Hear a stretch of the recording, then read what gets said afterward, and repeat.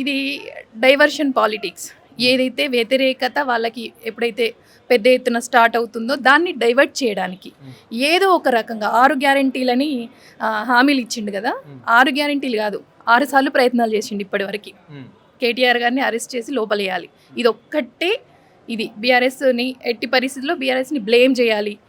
ఏదైతే దొంగ దొంగ దొంగ అని 100 సార్లు అంటే నిజంగానే దొంగల అనే ఒక పేరు ఎట్లా పడిపోద్దో అట్లాంటి దీంతో ఒక స్టాటిస్టిక్స్ అనేది ప్లే చేయాలని ట్రై చేస్తున్నాడు. కానీ ఏదైతే మార్పు మార్పు మార్పు అని చెప్పేసి ప్రజలందరినీ మభ్యపెట్టి ప్రజలందరికీ అబద్ధపు హామీలు ఇచ్చి ఏదైతే గెలిచాడో ప్రజలందరూ కూడా ఎంతో నమ్మకంతో గెలిపించుకున్నారు. కానీ ఏ ఒక్క హామీ నెరవేర్చలేదు. ఏ ఒక్క హామీ కూడా ఒక మహిళలకు ఇచ్చిన హామీతో ఎవరు కూడా సంతోషంగా లేరు. కాంగ్రెస్ సోషల్ మీడియాలో కానీ కాంగ్రెస్ అనుబంధ మీడియా సంస్థలు కానీ కోడై కూస్తున్నాయి. ఏమని అసలు కేటీఆర్ గారిని ఏమేం ప్రశ్నలు అడుగుతున్నారు, అసలు జరగబోయేది ఏంటి వీళ్ళకి ముందే తెలుస్తుంది. అంటే ఎట్లా తెలుస్తుంది అంటే మరి కాంగ్రెస్ పార్టీ రాసిచ్చిన ప్రశ్నలే అడుగుతున్నారా? అదే మీడియాకి లీక్ చేశారా వాళ్ళ అనుబంధ మీడియాకి? లేదంటే ఏసీబీ వాళ్ళు ఏమన్నా లీక్ చేశారా? డెఫినెట్గా ఇది కక్షపూరితంగా ఎట్టి పరిస్థితులలో రేవంత్ రెడ్డి ఓటుకు నోటు దొంగ అడ్డంగా దొరికి జైలుకి వెళ్ళాడు.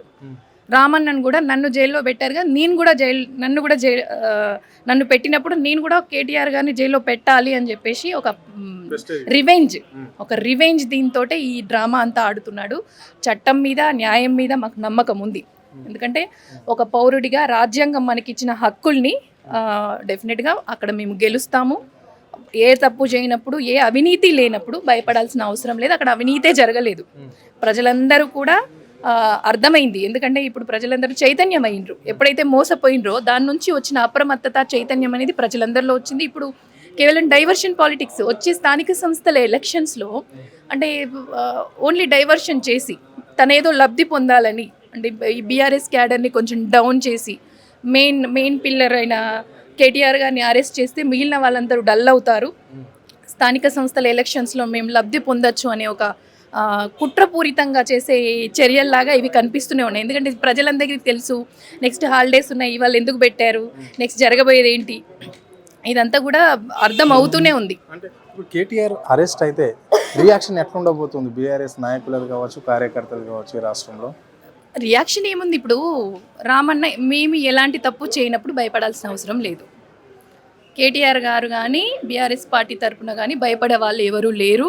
ఉద్యమం చేసి తెలంగాణను సాధించుకొని తెలంగాణని ఇంత అభివృద్ధి చేసుకున్న బీఆర్ఎస్ సైన్యము, బీఆర్ఎస్ నాయకులు కానీ సైన్యం కానీ 60 లక్షల కుటుంబం ఎవ్వరం కూడా వెనుకడుగేసేది లేదు, భయపడేది లేదు.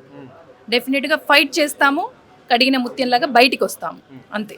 అంటే కేటీఆర్ తప్పు చేశాడు అంటే అధికారాన్ని అడ్డు పెట్టుకొని ప్రజల సొమ్మునంతా కాజేశాడు అని చెప్పేసి సీఎం పదే అంటుంటాడు.